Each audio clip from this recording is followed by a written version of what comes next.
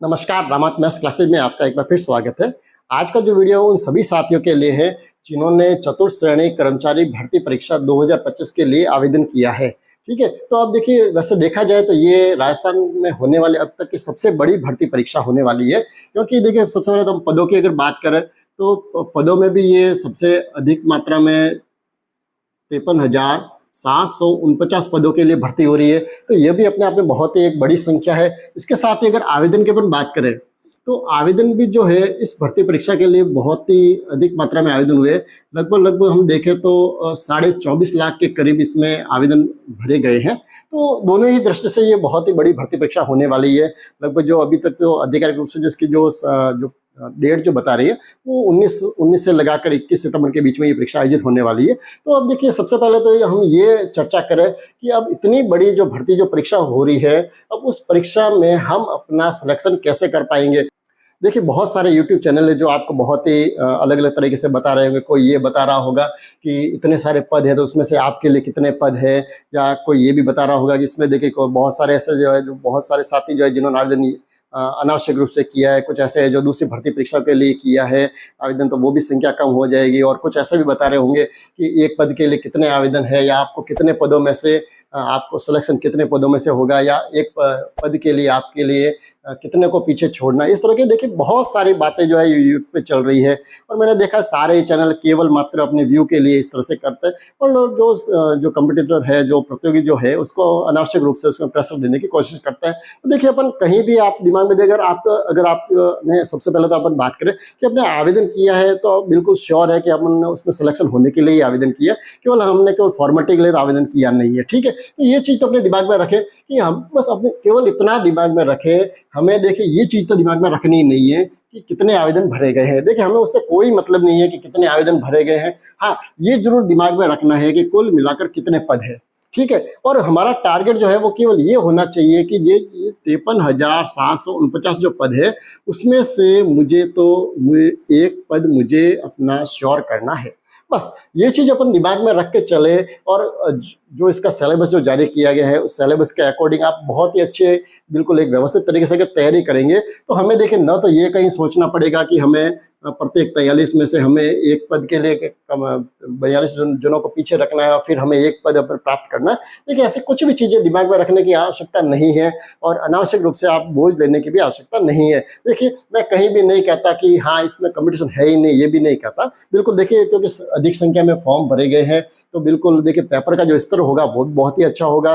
बिल्कुल normal paper नहीं आएगा, भले ही वो लग रहा हो कि ये चतुर्थ श्रेणी कर्मचारी भर्ती ही परीक्षा हो। लेकिन चूंकि जब हमेशा हमने देखा है बहुत सारे कंपटीशन एग्जाम जब भी होते हैं और जब आवेदन अधिक मात्रा में भरे जाते हैं तो उसका पेपर का जो लेवल होता है वो भी थोड़ा अच्छा ही बनाया जाता है। ठीक है, क्योंकि जब अधिक आवेदन में से हमें जब छंटनी करनी होती है तो अगर बिल्कुल सिंपल सा पेपर होगा तो उसमें से देखिए बच्चों के जो अधिकतम नंबर आएंगे तो उसमें से फिर हमें अगर 53,700 जो पद है उनको जो सिलेक्शन जो करने में थोड़ी दिक्कत आती है। और जब पेपर का स्तर थोड़ा सा अच्छा होगा तो काफ़ी भीड़ जो है वो ऐसे ही थोड़ी कम हो जाती है और फिर सिलेक्शन करने में आसानी। तो ये भी दिमाग में जो भर्ती जो परीक्षा जो करवाएगा उसके दिमाग में ये चीज़ जरूर रहती है। तो हम जो तैयारी जो करेंगे बिल्कुल लो लेवल की तैयारी इसमें हम नहीं कर सकते, हमें बिल्कुल अच्छी तैयारी करनी पड़ेगी तभी जाके हमारा सिलेक्शन होगा। न तो हमें ये देखना है कि 43 बच्चों को पीछे रखेंगे तो हमारा सिलेक्शन हो जाएगा, न हमें ये देखना है कि भाई 24 लाख या 25 लाख के करीब जो फॉर्म भरे गए हैं वो सबको ही पीछे रखेंगे तभी हमारा नंबर आएगा।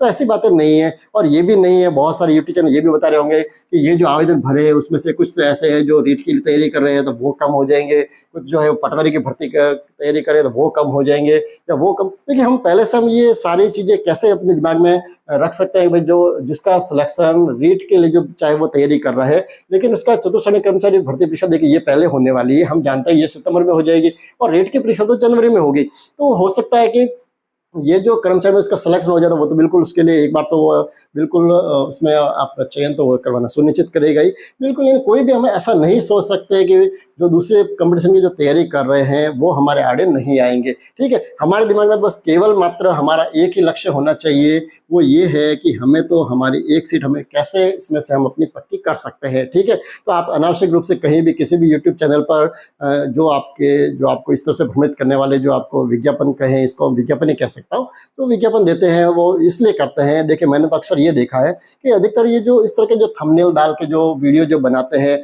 वो ये बता देते हैं उनको सबसे अधिक उससे उनको व्यू मिलेंगे, और व्यू मिलने से उनको अर्निंग हो जाएगी। और दूसरी चीज़ जो है वो ये बताने की कोशिश करेंगे कि ये परीक्षा बहुत ही अधिक टफ है, इसलिए आपको हमारे द्वारा ही पढ़ना पड़ेगा। वो अनाप शनाप कुछ भी अपना जो कोर्स है या उसके लिए जो आपको तरफ प्रेरित आकर्षित करने की कोशिश करते हैं। तो हम ये सारी चीज़ें इग्नोर करें और बिल्कुल आप देखिए, बिल्कुल सिस्टमेटिक तरीके से आप इसकी तैयारी करनी है। तो आप इस वीडियो के साथ आप अगर पहली बार जुड़े हैं तो मैं आपसे यही आग्रह करूँगा कि आप इस चैनल को एक बार सब्सक्राइब जरूर करें और इसका जो बेल आइकन आप उसको भी प्रेस करें, ताकि क्योंकि हम ये जो भर्ती परीक्षा जो होने वाली है, इसका जो मैथ्स का जो सिलेबस है उसको अपन बिल्कुल ही कंटिन्यू, बिल्कुल जो चैप्टर वाइज हम सारे जो चीज़ें उसको अपन स्पष्ट करते हुए, और हाँ, सारी जो चीज़ें वो बिल्कुल आपको बेसिक से ही समझाई जाएगी। क्योंकि जब भी देखिए मैं वीडियो बनाता हूँ, आप इससे पहले भी मेरे बहुत सारे वीडियो बने हुए जो रीट के लिए मैंने बनाए हुए, आप उनको भी एक बार देखें। उसमें सारे हमने बेसिक से शुरू किया है और जहाँ तक हमारे स्तर के जो प्रश्न हैं उनको हमने लेने की कोशिश की है, ताकि हर वो जो साथी जो है, जो चाहे वो मैथ्स में थोड़ा अगर वीक भी है, तो वो उनको भी अपने साथ में लेकर चल सकते हैं। तो आप ये कहीं भी आप ऐसे नहीं सोचे कि यार जो चतुर्थ श्रेणी भर्ती परीक्षा जो हो रही है उसमें सारे वो रीट वाले परीक्षार्थी भी आएंगे, पटवारी वाले भी आएंगे और एसएससी वाले भी आएंगे, तो उनकी तो मैथ्स बहुत ही अच्छी होगी और वो इस भर्ती परीक्षा में अपना स्थान पक्का कर लेंगे, तो हमारा नंबर कैसे लगेगा। तो ऐसे देखिए बिल्कुल बात नहीं है। बहुत सारे ऐसे भी है जो बहुत ही अधिक हाई लेवल की तैयारी करते हैं, उसमें प्रश्न जब आते हैं तो वो इस तरह के आते हैं कि बिल्कुल उसमें वो पीछे रह जाते हैं। ठीक है, तो हमें कहीं भी डरने की आवश्यकता नहीं है। हाँ, बिल्कुल सिस्टमेटिक, मैं पहले भी कह रहा हूँ कि आपको सिस्टमेटिक रूप से पढ़ना ही पड़ेगा, तभी आपका सिलेक्शन हो पाएगा। और इस चैनल पे आपको जो चीज़ें मिलेगी वो बिल्कुल सारी व्यवस्थित मिलेगी। मुझे हर चीज़ पता है कि किस तरह, किस अकॉर्डिंग के प्रश्न आएंगे, किस लेवल के प्रश्न आएंगे। और मैं जब भी पढ़ाता हूँ तो ये बिल्कुल दिमाग में रखता हूँ कि मेरे सामने जो स्टूडेंट है वो सारे ही स्टूडेंट हैं जो बिल्कुल ऐसे भी स्टूडेंट होंगे जो जिन्होंने केवल मैथ्स क्लास 10 तक ही पढ़ी है, उसके बाद में उन्होंने देखी ही नहीं है। कुछ ऐसे साथी भी होंगे जिनका मैथ्स से बीएससी तक का उनके संपर्क रहा हो, तो वो मैथ्स में ज़्यादा अच्छे होंगे। तो हम सारी चीज़ जो लेवल के जो बच्चे हैं सबको हम लेते हुए, साथ में लेते हुए आगे बढ़ेंगे, और जो हमारा जो सिलेबस है उसको बिल्कुल कवर करते हुए अपन पूरा सिलेबस करेंगे। और जब सिलेबस आपके पूरा हो जाएगा तब आपको कहीं भी ये नहीं लगेगा कि इसमें कुछ भी ऐसे छोटी चीज़ रह गई हो या हमारे तैयारी में कमी रह गई हो। तो बिल्कुल आपको देखिए, मैं तो इतना भी कह सकता हूँ कि आपको लगभग जब आप चतुर्थ श्रेणी कर्मचारी भर्ती परीक्षा की जो तैयारी करेंगे तो उसमें आपको गणित के लिए तो मैं आपको इतना श्योर कर सकता हूँ कि आपको शायद किसी गाइड की आवश्यकता नहीं पड़ेगी। हाँ, शर्त ये रहेगी कि आपको कंटिन्यू वीडियो देखने पड़ेंगे और आज चैनल के साथ बना रहना पड़ेगा। तो आशा करता हूँ ये जो वीडियो है वो भी आपके लिए बहुत ही उपयोगी सिद्ध होने वाला है। तो हम लंबी बात न करते हुए सीधे ही टॉपिक की तरफ आगे बढ़ते हैं और चलिए शुरू करते हैं हमारा पहला टॉपिक, लघुत्तम समापवर्त्य और महत्तम समापवर्त्य।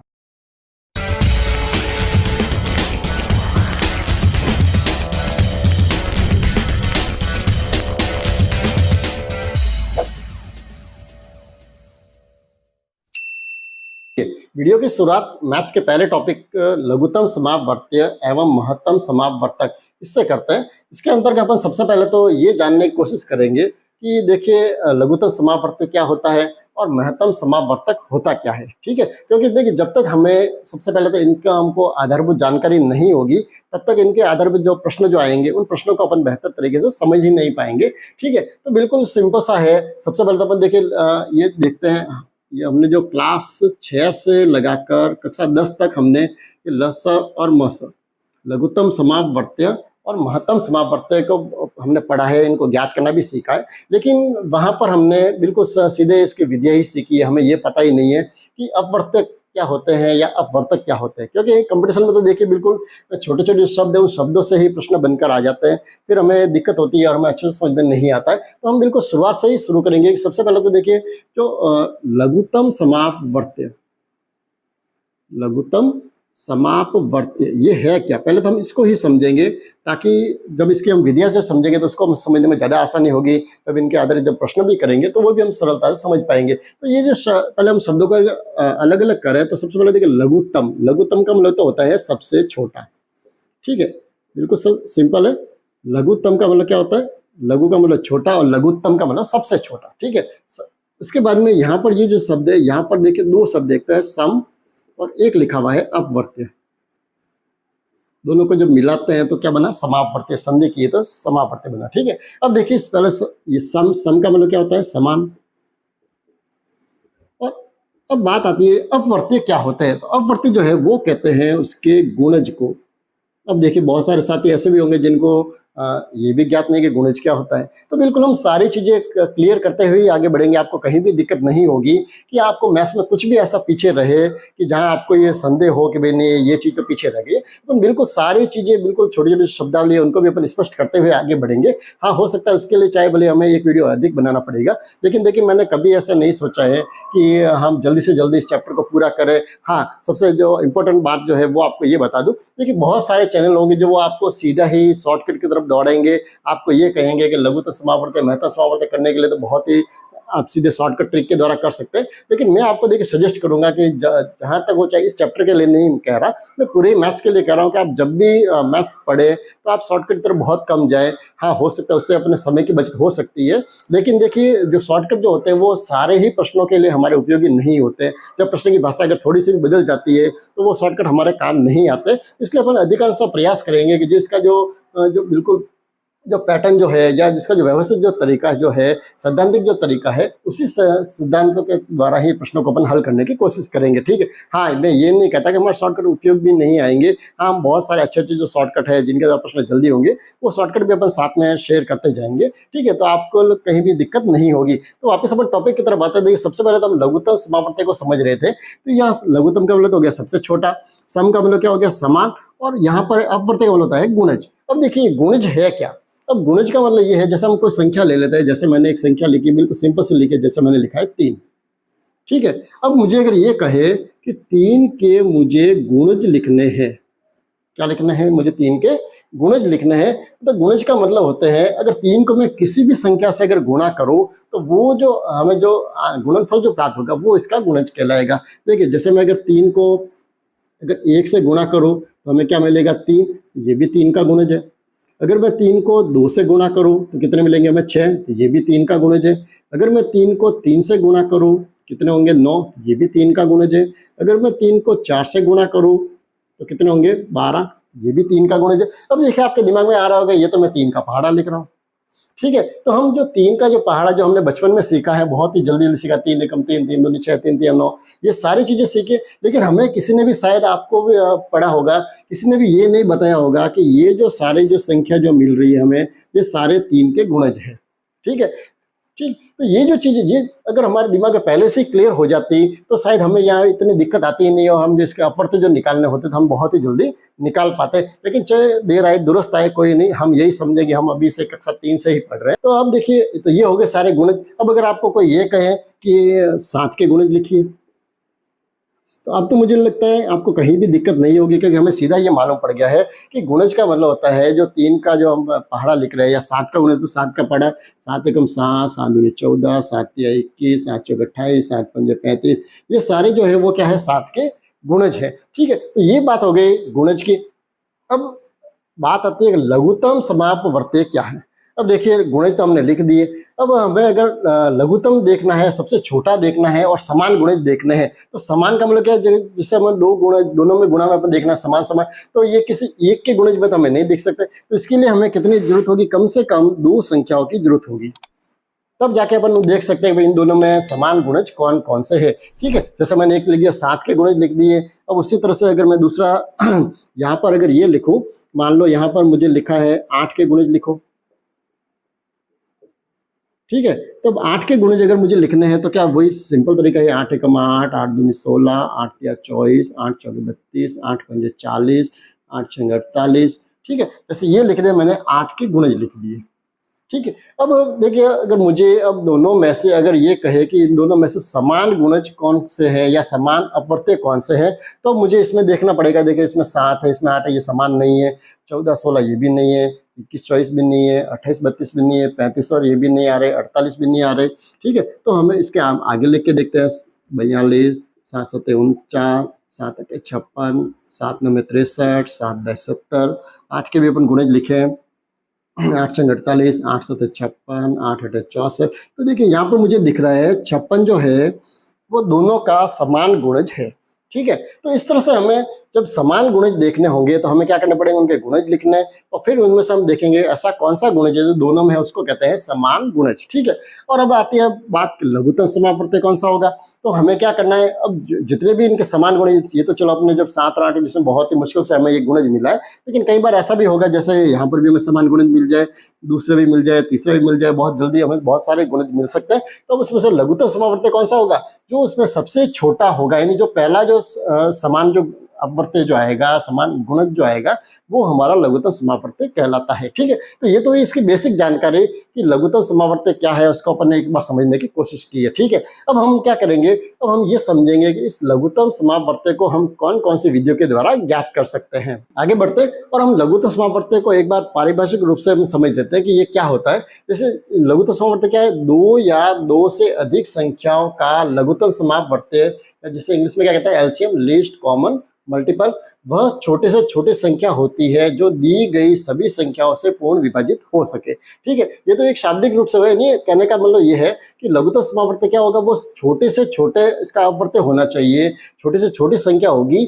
जो ये कैसे पता लगेगा कि ये इसका लघुत्तम समापवर्त्य है, तो अपन जब इसको एग्जाम्पल के द्वारा समझेंगे तब इनको अपन अच्छे से समझेंगे कि आंसर जो आएगा वो ऐसी संख्या होनी चाहिए जो 3, जैसे 2 या 3 जितनी भी संख्या दी हुई है उन सबका उसमें भाग पूरा पूरा जाना चाहिए। मतलब हमारा जो लघुत्तम समापवर्त्य हमने जो ज्ञात किया वो बिल्कुल सही है। ठीक है, तो इसको अपन देखिए एग्जाम्पल समझते हैं, दोनों ही चीजें समझने की कोशिश करते हैं। तो पहले जो इसकी जो विधि है, जो अपन ने अभी देखा भी था, कौन सी देखी थी अपन ने, अपवर्त्य विधि, यानी लघुत्तम समापवर्त्य ज्ञात करने की पहली जो विधि है वो कौन सी विधि है, अपवर्त्य विधि। यानी हम इसके अपवर्त्य ज्ञात करके फिर लघुत्तम समापवर्त्य ज्ञात कर सकते हैं। कैसे ज्ञात कर सकते हैं, जैसे एग्जांपल के लिए अपन लेते हैं, जैसे मुझे अगर 4 और 6 का लघुत्तम समापवर्त्य ज्ञात करना है। ठीक है, बहुत ही सिंपल सा प्रश्न अपन ले रहे हैं। देखिए आपके कई दिमाग में ये नहीं आए कि यार सर तो ऐसे क्या चीजें ले रहे हैं, बिल्कुल 4 और 6 का, ये तो हम बिना देखे ही बता सकते हैं। लेकिन देखिए मेरा हमेशा से मकसद यही रहता है कि मैं तो यही सोचता हूँ कि मेरे सामने जो स्टूडेंट बैठा है उसको लघुत्तम समापवर्त्य या महत्तम समापवर्त्य के बारे में कुछ भी नहीं आता। बिल्कुल हम शुरुआत से ही शुरू कर रहे हैं, ताकि देखिए इसमें ऐसे साथी भी कुछ होते हैं, कई बार देखिए संकोच के कारण हम ऐसा कह ही नहीं पाते कि हमें बिल्कुल छोटी चीजें नहीं आ रही, और फिर वो छोटी छोटी चीजें जो होती है वो अक्सर हमें बड़े प्रश्नों में दिक्कत देती है। ठीक है, तो अपन बिल्कुल यहाँ से शुरुआत से ही चलेंगे। तो बिल्कुल मैं सिंपल सा उदाहरण आपसे सामने ले रहा हूँ कि अगर 4 और 6 का मुझे अगर लघुत्तम समापवर्त्य ज्ञात करना है, ठीक है, और अगर मुझे अपवर्त्य विधि से अगर करना है तो मैं क्या करूँगा, हमें सबसे पहले 4 और 6 के अपवर्त्य लिखने पड़ेंगे। तो सबसे पहले तो हम क्या करेंगे, 4 के अपवर्त्य लिखना है। अब देखिए अपवर्त्य क्या होता है, हमने अभी देखा है कि अपवर्त्य का मतलब क्या होता है, इनके हमें गुणज लिखने। तो मैं 4 के गुणज लिख रहा हूँ, तो बिल्कुल सिंपल सा है, 4 का 1 से गुणा करेंगे, 4, 4 दूनी 8, 4 तिया 12, 4 चौक 16, 4 पंजे 20। ठीक है, यहाँ तक लिखते, आगे जरूरत पड़ेगी तो अपन और लिख देंगे। ठीक है, इसी तरह से दूसरी जो संख्या है वो हमारे सामने क्या है, 6। तो 6 के अपवर्त्य भी हमें इसी तरह से लिखने हैं। ठीक है, अपवर्त्य कह दो या इन्हें गुणज कह दो, एक ही चीज है। ठीक है, तो 6 का गुणज हम लिखते हैं, तो 6 एकम 6, 6 दूनी 12, 6 तिया 18, 6 चौक 24, 6 पंजे 30। ठीक है, थोड़े से और लिख लेते तो क्या स्पष्ट हो जाए हमें, 6 चौक 24, 4 चौक 24, 4 सत्ते 28, 4 अट्ठे 32, 4 नब्बे 36, 4 10 40। चलो 4 का पढ़ा हम पूरा लिख देते एक बार। इसी तरह 6 का भी मैं एक बार पूरा लिख देता हूँ, 6 चंग 36, 6 सत्ते 42, 6 अट्ठे 48, 6 नौ 54 और 6 10 60। इससे क्या होगा, हमें थोड़े अधिक इसके जो है वो समापवर्त्य मिलेंगे। ठीक है, तो अब हमें क्या करना है, ये दोनों के मैंने अपवर्त्य मैंने लिख दिए। ठीक है, ये यहाँ पर देख ध्यान रखना कि 40 जो पहाड़ है वो तो यहाँ तक खत्म होता है, लेकिन गुणज जो है या अपवर्त्य जिसे अपन कहे, तो ये अगर हम 11 से गुणा करें तो हमें 44, 12 से गुणा करें तो 48, तो आगे और भी मिलते जाएंगे। ठीक है, लेकिन हमें जैसे आवश्यकता होगी वैसे हम लिखते हैं। अब देखिए हम सबसे पहले तो मैं ये करूँ कि मुझे क्या करना है, दोनों में से समान जो है अपवर्त्य मुझे ढूंढने हैं, यानी ऐसे अपवर्त्य होने चाहिए, दोनों में होने चाहिए। ठीक है, तो देखिए 4 देखिए दोनों में नहीं है, 8 नहीं है, लेकिन 12 देखिए दोनों में है। तो एक तो मुझे अपवर्त्य मिल गया ऐसा जो दोनों में है समान अपवर्त्य, वो कौन सा है, 12। उसके बाद में आगे बढ़े तो 16 नहीं है, 20 नहीं है, लेकिन देखिए 24 है, 24 इसमें भी है, 24 इसका भी अपवर्त्य है। तो 24 जो है वो दोनों का समान अपवर्त्य हो गया। ठीक है, इसी तरह से आगे बढ़े तो 28 नहीं है, 32 नहीं है, लेकिन 36 है। तो हमें 3 अपवर्त्य मिल गए इसके जो समान है, कौन कौन से, 12, 24, 36 और आगे बढ़ेंगे तो हमें और भी मिलते जाएंगे। ठीक है, तो लेकिन अब हमें क्या करना है, ये तो अपवर्त्य विधि, अब हमें इसमें समापवर्त्य तो अपन ने ज्ञात कर लिया। अब हमें क्या चाहिए, लघुत्तम। लघुत्तम का मतलब क्या होता है, सबसे छोटा। तो सबसे छोटा जो अपवर्त्य है वो कौन सा है, सबसे छोटा जो है, पहला अपवर्त्य कौन सा, 12 आ रहा है, तो सबसे छोटा जो है ये हमारा हो जाएगा लघुत्तम समापवर्त्य। यानी ये कहें कि 4 और 6 का जो लघुत्तम समापवर्त्य है वो कितना है, 12। ठीक है, तो ये तो हुई कौन सी विधि, अपवर्त्य विधि से। अब इस चले जो परिभाषा जो हमने देखी थी, उस परिभाषा को अपन एक बार वापस इस एग्जाम्पल के द्वारा समझने की कोशिश करते हैं कि देखिए 2 या 2 से अधिक संख्याओं का, ये दो जो संख्या थी कौन कौन सी, 4 और 6, ये दोनों संख्या है, उसका लघुत्तम समापवर्त्य जो वो छोटे से छोटी संख्या तो आ गई, ये सबसे छोटी से छोटी संख्या आ गई। लेकिन कैसी संख्या आई है, जो दी गई सभी संख्याओं से, दी गई संख्या कौन कौन सी है, एक तो 4 है और एक दूसरी संख्या कौन सी है, 6। इन दोनों से पूर्ण विभाजित होनी चाहिए। यानी दोनों में, जैसे 4 में अगर 12 में अगर 4 का भाग दे तब भी वो पूरा पूरा जाएगा। हम जानते हैं कि भाई इसका जो लघुत्तम समापवर्त्य जो है उसमें 4 का भाग दे तो कितनी बार जाएगा, 4 तिया 12, पूरा पूरा भाग जा रहा है। ठीक है, इसी तरह से दूसरी जो संख्या है, अगर उससे भी हम 12 को अगर विभाजित करें तब भी वो भाग पूरा पूरा जाएगा, 6 दूनी 12। यानी लघुत्तम समापवर्त्य ऐसी संख्या होगी जो जितनी भी संख्या दी हुई है वो उससे वो पूरी पूरी विभाजित होनी चाहिए। अब देखिए ये चीज़ अगर हमारे दिमाग में होगी तो मान लो अगर कोई हमारे सामने एग्जाम्पल ऐसा आ गया, जैसे ये लिखा हुआ है मान लो 5, 10 और 12। ठीक है, जैसे ये लिखा है, इन तीनों का आप लघुत्तम समापवर्त्य बताइए। ठीक है, और हमारे सामने ऑप्शन में जैसे संख्या दी हुई है, मान लीजिए एक तो दिया हुआ है 60 दिया हुआ है, दूसरा 65 दिया हुआ है, तीसरा मान लो 100 दिया हुआ है, और डी में मान लो 40 दिया हुआ है। जैसे ये ऑप्शन दिए हुए हैं, तो एक तो ये तरीका है कि अपन इन तीनों के या तो पहले लघुत्तम समापवर्त्य ज्ञात करें, और या दूसरा देखिए हमारे दिमाग में सीधा है कि हाँ संख्या तो ऐसी होनी चाहिए जिसमें तीनों का ही भाग पूरा पूरा जाना चाहिए। तो हम बिना प्रश्नों को पूरा इतना सॉल्व किए हम सीधे भी इसके आंसर हम ज्ञात कर सकते हैं। जैसे हम देखें तो देखिए 5 का भाग जो है, जैसे पहले सबसे पहले अपन 60 में देखें तो 5 का भाग भी देखिए पूरा पूरा जा सकता है 12 बार, 10 का भाग भी इसमें पूरा पूरा जा सकता है 6 बार, 12 का भाग भी पूरा पूरा जा सकता है 5 बार। तो ये सीधा सिंपल है कि यही इसका आंसर होगा। देखिए हम 65 को देखें तो देखिए 5 का भाग जा रहा है पूरा, जो कि 10 का भाग इसमें पूरा नहीं जा सकता। अगर 100 में देखें तो 5 का भाग पूरा जाएगा, 10 का जाएगा, लेकिन 12 का 100 में नहीं जा सकता। या 40 का देखें तो इसमें 5 का भी जाता है, लेकिन 10 का भी जाता है, लेकिन 12 का पूरा पूरा नहीं जाता। तो ये जो कॉन्सेप्ट जो है, ये बेसिक कॉन्सेप्ट जो है, ये चीज़ें जब हमारे दिमाग में पूरी क्लियर होगी तब जाके हमें देखिए किसी शॉर्टकट, ये देखिए ये कोई शॉर्टकट नहीं है। देखिए बहुत सारे आपको यूट्यूब चैनल वो सीधे आपको बताएंगे आप सीधा ये देखिए तीनों का भाग जा रहा है तो ये इसका आंसर है और ये इसका, मतलब वो ये चीज़ क्लियर नहीं करते हैं कि हम ये तीनों का ये क्यों देखें कि भाई तीनों का ही इसमें भाग जाना चाहिए, तो वो लघुत्तम समापवर्त्य होगा या महत्तम समापवर्त्य। लेकिन सारी चीज़ें ये क्लियर करनी बहुत ज़रूरी होती है, तब जाके हमारी मैथ्स बहुत ही अच्छी बनती है। ठीक है, आगे बढ़ते हैं और लघुत्तम समापवर्त्य ज्ञात करने की हम दूसरी विधि को समझते हैं। दूसरी जो विधि है वो है अभाज्य गुणनखंड विधि। ठीक है, कौन सी विधि है, अभाज्य गुणनखंड विधि। देखिए वैसे देखने से स्पष्ट है कि बहुत ही सिंपल विधि है, और ये विधि ऐसी है जो हम बचपन से करते आए हैं। ठीक है, तो यहाँ पर हमें अभाज्य गुणनखंड विधि से प्रश्नों को हल करने की जरूरत हम कब होगी ये भी हम समझेंगे। हाँ, इससे पहले अपन ने जो विधि देखी थी, कौन सी देखी थी, अपवर्त्य विधि, जहाँ पर हमने गुणज ज्ञात किए। अब वो विधि देखिए हमारे सारे प्रश्नों में वो उपयोगी नहीं हो सकती। उसका कारण ये कि वो विधि केवल वहाँ तक यूज होगी जब तक हमारे सामने संख्या जो बिल्कुल छोटी छोटी हो। जैसे अगर मुझे 4 और 6 का या 8 का इनके अगर लघुत्तम समापवर्त्य ज्ञात करना है तब तक तो हम अपवर्त्य विधि से कर सकते हैं, उनके अपन अपवर्त्य लिख देते। लेकिन अगर मान लो संख्या बड़ी हो, जैसे मान लो अगर ये कहे 70 है, दूसरी संख्या मान लो 100 है और तीसरी मान लो 65 है, अब इनका अगर लघुत्तम समापवर्त्य ज्ञात करना हो और इनके अगर अपन अपवर्त्य लिखने जाए तो बहुत अगर समय भी बहुत ज़्यादा लगेगा, और फिर उनमें से हम समान जो अपवर्त्य ढूंढने में बहुत अधिक दिक्कत आएगी। तो ये अपवर्त्य विधि जो, ये तो केवल हम ये है कि इसके हम शाब्दिक रूप से समझने के लिए उस विधि को हमने लिया है, ताकि हमको ये समझ में आ जाए कि वास्तव में लघुत्तम समापवर्त्य क्या है। ठीक है, लेकिन वैसे प्रश्नों में हमें अधिकतर जो है अभाज्य गुणनखंड विधि का ही अपन उपयोग करेंगे। तो अभाज्य गुणनखंड विधि को समझने से पहले सबसे पहले तो अपन ये समझते हैं कि भाई अभाज्य गुणनखंड क्या होते हैं, क्योंकि जब तक हमें यही नहीं मालूम पड़ेगा कि भाई अभाज्य गुणनखंड क्या होते हैं तो हम उसके द्वारा लघुत्तम समापवर्त्य हम कैसे ज्ञात करेंगे, ये भी थोड़ी दिक्कत आएगी। तो देखिए सबसे पहले तो अभाज्य गुणनखंड क्या होता है। हम अगर जैसे कोई एक संख्या ले ले, जैसे हमें 60 के अभाज्य गुणनखंड लिखने हैं। ठीक है, तो अभाज्य गुणनखंड का मतलब है हमें इसके इतने गुणनखंड करने हैं जो सारे अभाज्य संख्याएं होनी चाहिए। अब देखिए अभाज्य संख्या क्या होती है, तो सबसे पहले इससे पहले तो हमें ये भी जानकारी होनी पड़ेगी कि अभाज्य संख्याएं क्या होती है, क्योंकि जब हमें अभाज्य संख्या ही नहीं मालूम है तो हम उसके अभाज्य गुणनखंड कैसे करेंगे, और जब अभाज्य गुणनखंड हम नहीं कर पाएंगे तो फिर उस विधि के द्वारा हम लघुत्तम समापवर्तक कैसे ज्ञात कर पाएंगे। तो ये सारी चीजें जो है वो एक दूसरे से जुड़ी हुई है, और ये जितनी छोटी छोटी चीजें सारी हमारे स्पष्ट होनी बहुत जरूरी है। अब देखिए अभाज्य संख्याएं कौन सी होती है, वे संख्याएं जिसमें या तो स्वयं का भाग जाए और या उसमें एक का भाग जाए। ठीक है, अगर ऐसी संख्या है जिसमें केवल स्वयं का भाग या एक का भाग ही अगर पूरा पूरा जाता है, वो सारी संख्याएं अभाज्य संख्या कहलाती है। ठीक है, तो हम शुरुआत करें। अभाज्य संख्या कौन कौन सी है? सबसे पहले तो है 2। सबसे छोटी अभाज्य संख्या कौन सी है? 2, क्योंकि 2 में जो है 2 का ही भाग जाता है या एक का भाग पूरा पूरा जाता है। ठीक है, एक का भाग तो सब में ही पूरा पूरा जाता है, तो हमें तो केवल ये सोचना है कि ऐसी कौन सी संख्या है जिसमें केवल खुद का ही भाग जाए। ठीक है, 2 के बाद में हम लाए 3, तो वो भी एक अभाज्य संख्या। उसके बाद में देखिए 4 है, तो 4 में तो देखिए 2 का भाग पूरा पूरा जाता है, तो 4 जो है वो अभाज्य संख्या नहीं है, उसको भाज्य संख्या कहते हैं।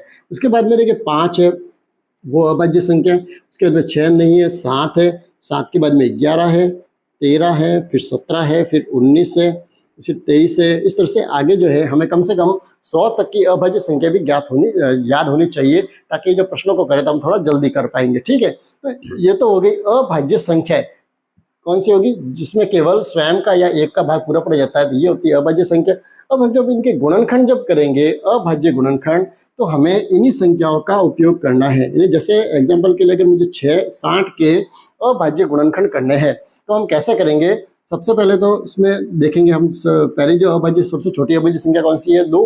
तो 2 का भाग इसमें पूरा पूरा जाता है या नहीं जाता है। ठीक है, तो यानी हमें उसी का भाग देना है जिसका भाग पूरा पूरा जाए। ठीक है, तो 60 में हम 2 का भाग दें, बिल्कुल सिंपल तरीके से भाग दें, तो 2 तिया 6 हो गए, 0 ये आ गए 30। यानी 2 का भाग इसमें कितनी बार जाएगा?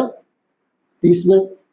ठीक है, अब वापस 30 में हम 2 का भाग देके चेक करें कि क्या 2 का भाग पूरा जाता है। 2 एकम 2, पीछे बच गया 1, यहाँ ले लिया हमने 0, 2 पंजे 10, कितने हो गए? 15। तो 2 का भाग 30 में जो है कितनी बार जाएगा? 15 बार। अब देखिए 15 में हम 2 का भाग दें, यानी जब तक हमें 2 का भाग अगर पूरा पूरा जा रहा है तब तक हम अगली अभाज्य संख्या का उपयोग नहीं करेंगे। ठीक है, तो 2 का भाग अगर 15 में दे तो 7 दूनी 14, पीछे क्या बच जाएगा? 1। यानी यहाँ पर अगर कुछ भी शेष बचता है, मतलब वो उससे पूरी पूरी बार विभाजित नहीं हो रही है, तो 15 में जो है 2 का भाग पूरा पूरा नहीं जाएगा। तो हमें अगली अभाज्य संख्या लेनी है कि कौन सी है? 3। तो 3 का भाग हम देंगे तो 15 में कितनी बार जाएगा? 5 बार। अब 5 में 3 का भाग तो नहीं जा सकता, तो 5 में किसका जाएगा? 5 का भाग ही पूरा पूरा जाएगा। तो ये जो है 60 के कहलाएंगे अभाज्य गुणनखंड। अगर 60 के हमें अभाज्य गुणनखंड अगर लिखने हो तो कौन कौन से होंगे? 2 गुणा 2 गुणा 3 गुणा 5, ये हो गए 60 के अभाज्य गुणनखंड। यानी अगर हम पुनः गुणा करें, 2 दूनी 4, 4 तिया 12, 12 का 5 से गुणा 12 पंजे 60, तो हमें पुनः 60 मिल जाएंगे। ये इसके अभाज्य गुणनखंड कहलाते हैं। ठीक है, तो ये हमें बेसिक जानकारी होनी बहुत जरूरी है, तब जाके हम किसी भी संख्या जो दी गई उनके अभाज्य गुणनखंड विधि के द्वारा लघुत्तम समापवर्तन ज्ञात कर सकते हैं। आगे बढ़ते हैं और अभाज्य गुणनखंड विधि के द्वारा हम एक एग्जाम्पल के द्वारा इस प्रश्न को समझने की कोशिश करते हैं। जैसे उदाहरण के लिए हमें 24 48 और 60 का लघुत्तम समापवर्तन ज्ञात करना है। ठीक है, तो हम क्या करेंगे? सबसे पहले तो पहली जो संख्या है 24, उसके भी हम अभाज्य गुणनखंड करेंगे। ठीक है, तो सबसे पहले यहाँ दिख रहा है 2 का भाग इसमें कितनी बार जाता है? 12 बार। ठीक है, 12 में पुनः 2 का भाग दिया कितनी बार? 6 बार। 6 में 2 का भाग दिया 3 बार, और 3 में 3 का भाग दे दिया 1 बार। ठीक है, ये तो हो गए 24 के अभाज्य गुणनखंड। अब इसी तरह से हम 48 के अभाज्य गुणनखंड करते हैं। ठीक है, तो 48 में देखिए 2 का भाग दिया कितनी बार जाएगा? 24 बार। 24 में हम पुनः 2 का भाग दिया कितनी बार? 12 बार। 12 में हमने 2 का भाग दे दिया 6 बार। 6 में हमने पुनः 2 का भाग दे दिया 3 बार, और 3 में 3 का भाग जाएगा 1 बार। ठीक है, ये हो गए 48 के अभाज्य गुणनखंड। और इसी तरह से 60 के अभाज्य गुणनखंड जो हमने अभी किए थे, सबसे पहले हमने देखे 2 का भाग दिया था कितनी बार गया था? 30 बार, हमें याद है। वापिस 2 का भाग दिया था इसमें 15 बार। 15 में हमने 3 का भाग दिया था कितनी बार गया था? 5 बार, और 5 में 5 का भाग गया था 1 बार। ठीक है, तो ये तो हो गए इनके अभाज्य गुणनखंड। अब देखिए सबसे पहले अपन यहाँ 24 के अभाज्य गुणनखंड यहाँ लिख देते हैं। 24 के अभाज्य गुणनखंड, तो 2 कितने हो गए इसके? 2 गुणा 2 गुणा 2 गुणा 3। उसी तरह से 48 के अभाज्य गुणनखंड कितने होंगे? अभाज्य गुणनखंड 48 के अभाज्य कितने होंगे? 2 गुणा 2 गुणा 2 गुणा 2 गुणा 3, ठीक है। और 60 के अभाज्य गुणनखंड हमने जो किए हैं वो क्या हमें मिले हैं? 2 गुणा 2 गुणा 3 गुणा 5, ठीक है। ये तो हो गए इनके अभाज्य गुणनखंड। यहाँ तक तो काम है बिल्कुल सिंपल, ठीक है। अब हमें क्या करना है? अब हमें इनका लघुत्तम समापवर्ती ज्ञात करना है। अब देखिए यहाँ पर हमें इसमें से लघु यानी छोटा सबसे छोटा से छोटा अगर ढूंढने की कोशिश करेंगे तो हमें यहाँ पर ये नहीं मिलेगा, ठीक है। जब भी हमें अभाज्य गुणनखंड विधि से लघुत्तम समापवर्ती ज्ञात करना हो तब हमें क्या करना पड़ता है? हमें इनमें इनकी सबसे बड़ी घात ढूंढनी पड़ती है। क्या करनी पड़ती है? सबसे बड़ी घात हमें लिखनी पड़ती है। जो इनके अभाज्य गुणनखंड जो है उन अभाज्य गुणनखंडों की सबसे बड़ी घात लिखनी पड़ती है। तो ये अब देखिए यहाँ पर प्रश्न में तो ये लिखा हुआ लघुत्तम समापवर्ती, लघुत्तम का मतलब सबसे छोटा होता है, लेकिन जब हम इसको अभाज्य गुणनखंड विधि से करेंगे तब हमें घातें जो लिखनी है वो बड़ी बड़ी लिखनी है। कैसे घात लिखने पहले इसको आप समझते हैं। देखिए सबसे पहले इसको अगर मैं घात में बदलूँ तो यहाँ पर देखिए 2 गुणा 2 गुणा 2, 2 कितनी बार है? 3 बार है, मतलब 2 की घात तो हो गई 3, और 3 कितनी बार है? 1 बार है, यानी 3 की घात हो गई 1। इसको तो हमने घातों में बदल दिया, ये बदल गया। अब 48 जो है तो 48 में देखिए 2 की घात कितनी बन रही है? 1 2 3 और 4, तो 2 की घात तो हो गई 4, 3 की घात कितनी बन रही है? 1, ठीक है। इसी तरह से 60 के अगर अभाज्य को देखें तो 2 की घात तो है 2, 3 कितनी बार है? 1 बार, तो 3 की घात 1, और 5 की घात भी कितनी है? 1, ठीक है। तो हमें इनको घात में बदलना है। अब हमारा लघुत्तम समापवर्ती कौन सा होगा? तो वो हमें ये देखना है। यहाँ पर देखिए, अब यहाँ पर हमें इसमें से कहीं भी इनका कॉमन गुणनखंड नहीं देखना है, ठीक है। हमें ये देखना है कि इसमें से सबसे अधिकतम घातें किस में आई हुई है। तो सबसे पहले देखिए 2 की घात देखिए यहाँ पर 3 है, यहाँ 2 की घात 4 है, यहाँ 2 की घात 2 है, यानी सबसे अधिक जो है 2 की घात कितनी है? 4। तो हमें लघुत्तम समापवर्ती वो 2 की घात 4 होगा। साथ में 3 की देखें तो 3 की घात इसमें 1 है, इसमें भी 3 की घात 1 है, इसमें भी 3 की घात 1 है। तो अधिकतम जो घात है वो 3 की कितनी है? 1 घात है, ठीक है। अब अगला जो हम 5 देखें तो 5 देखिए केवल देखिए इसमें भी नहीं है, इसमें भी नहीं है, केवल यहाँ पर है। अब देखिए अगर हम समान देखते हैं तो 5 तीनों में नहीं है, तो हम 5 को नहीं लिखते तो हमारा आंसर ही नहीं आता। रियल में घात जब लिखनी हो तब चाहे वो किसी में भी हो, लेकिन अधिकतम घात कितनी है? 1 है, तो हमें इसको एक बार लिखना ही पड़ेगा, तब जाके हमें लघुत्तम समापवर्ती ज्ञात कर सकते हैं। तो 2 की घात 4 का मतलब क्या होगा? वही 2 गुणा 2 गुणा 2 गुणा 2, 3 1 बार है, 5 1 बार है। अब इनका गुणा कर दीजिए, 2 दूनी 4, 4 का 2 से क्या? 4 दूनी 8, 8 का 2 से कर दिया 8 दूनी 16, 16 का 3 से गुणा कर दिया, 16 तिया 48, और 48 का 5 से गुणा कर दीजिए, ये 48, ये 5, 8 पंजे 40, कितने हो गए? 4, 4 पंजे 20, और 4 कितने हो गए? 24, यानी कितना आ गया? इसका लघुत्तम समापवर्ती आ गया, वो आया है 240, ठीक है। तो ये है अभाज्य गुणनखंड विधि, जिसमें हमें क्या करना पड़ता है? इनके अभाज्य गुणनखंड करने हैं, और उसके बाद में इनकी जो सबसे अधिक जो घात है उसको हमें लिखना पड़ता है। जैसे यहाँ 2 बार है, यहाँ 4 बार है तो हमें 4 बार लिखना है, 3 1 बार है तो हमें 1 बार लिखना है, और 5 1 बार है तो हमें 1 बार लिखना है, ठीक है। ये हो गई अभाज्य गुणनखंड विधि। आगे बढ़ते हैं और लघुत्तम समापवर्ती ज्ञात करने की अब तीसरी विधि को हम समझते हैं, जो सबसे ज्यादा प्रयोग की जाती है। इस विधि का नाम है संक्षिप्त विधि। क्या नाम है? संक्षिप्त विधि, यानी सबसे छोटी विधि है, और इस विधि के द्वारा ही हम अधिकांशतः लघुत्तम समापवर्ती ज्ञात करेंगे, ठीक है। तो अभी हमने जो एक एग्जाम्पल देखा था जिसमें हमने क्या किया था? अभाज्य गुणनखंड विधि से हमने 24, 48 और 60 के लघुत्तम समापवर्ती हमने ज्ञात किए थे, ठीक है। जहाँ पर हमने क्या था? सबके हमने अभाज्य गुणनखंड किए, और उसके बाद में हमने क्या किया था? उसमें से उनकी जो बड़ी घातें है वो हमने ढूंढी थी, और फिर वहाँ से हमने उसका लघुत्तम समापवर्ती ज्ञात किया था, ठीक है। लेकिन अगर हमें तीनों का लघुत्तम समापवर्ती ज्ञात करना है तो हम अभाज्य गुणनखंड की एक संक्षिप्त जो विधि है उस विधि के द्वारा भी हम लघुत्तम समापवर्ती ज्ञात कर सकते हैं। तो उसके लिए हमें क्या करना है? हमें तीनों जो संख्या है, तीनों संख्याओं को एक साथ में ही लिखना है, ठीक है। और हम उसके अभाज्य गुणनखंड करेंगे तो हमें सीधे ही लघुत्तम समापवर्ती ज्ञात हो जाएगा, ठीक है। तो जब इसको करेंगे तो देखिए 2 का भाग दिया सबसे पहले, 24 में दिया कितनी बार जाएगा? 12 बार, 48 में दिया कितनी बार? 24 बार, और 60 में कितनी बार? 30 बार, ठीक है। तीनों में जा रहा। उसके बाद में वापस हम 2 का भाग देंगे यहाँ पर, तो देखिए 12 में कितनी बार? 6 बार, 24 में कितनी बार? 12 बार, और 30 में कितनी बार? 15 बार। ठीक है, अब देखिए हम वापस अगर 2 का भाग दें तो 6 में तो जाएगा, 12 में भी जाएगा, लेकिन 15 में पूरा नहीं जाएगा। तो अब यहाँ पर हमें वो संख्या लिखनी है जिसमें तीनों का ही भाग जाए, ऐसा कोई ज़रूरी नहीं है। ठीक है, अगर किसी तीनों में से अगर एक में भी अगर पूरा भाग किसी अभाज्य संख्या का जा रहा है तो हम उसे दे सकते हैं। तो यहाँ पर अभी 2 का भाग जा रहा है तो हम 2 का भाग यहाँ पर देंगे। ठीक है, तो 2 का भाग देंगे 6 में कितनी बार, 3 बार, 12 में कितनी बार, 6 बार, 15 में नहीं जा रहा है तो हम 15 को ऐसा ही लिखेंगे। ठीक है, अब देखिए पुनः देखें तो यहाँ पर अभी 2 का भाग जा सकता है तो हम पुनः 2 का ही भाग देंगे। तो 3 में देखिए पूरा नहीं जाएगा, 6 में कितनी बार जाएगा, 3 बार, और 15 में भी नहीं जा रहा तो ऐसे ही लिख दिया। ठीक है, अब देखिए यहाँ पर किसी भी संख्या में 2 का भाग पूरा नहीं जा रहा है तो हम अगली अभाज्य संख्या कौन सी है, 3। तो 3 से विभाजित करने की कोशिश करते हैं तो ये 1 बार, इसमें भी 1 बार, और 15 में कितनी बार हो जाएगा, 5 बार। और यहाँ पर हम 5 का भाग देंगे तो हमें तीनों ही जगह 1 प्राप्त हो जाएगा। ठीक है, तो ये हुई बिल्कुल संक्षिप्त विधि। तो यहाँ से हमें क्या होगा, सीधे ही लघुत्तम समावर्ती हमें प्राप्त हो जाएंगे।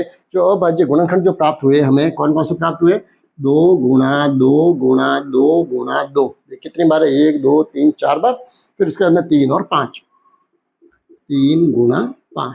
ठीक है, तो अब इनका हम जब गुणा करेंगे, देखिए 2 दूनी 4, 4 दूनी 8, 8 का 2 से क्या, 8 दूनी 16, 16 तिया 48, और 48 का 5 से अभी जो हमने गुणा किया था वो का वो यहाँ पर कितना आ जाएगा, 240।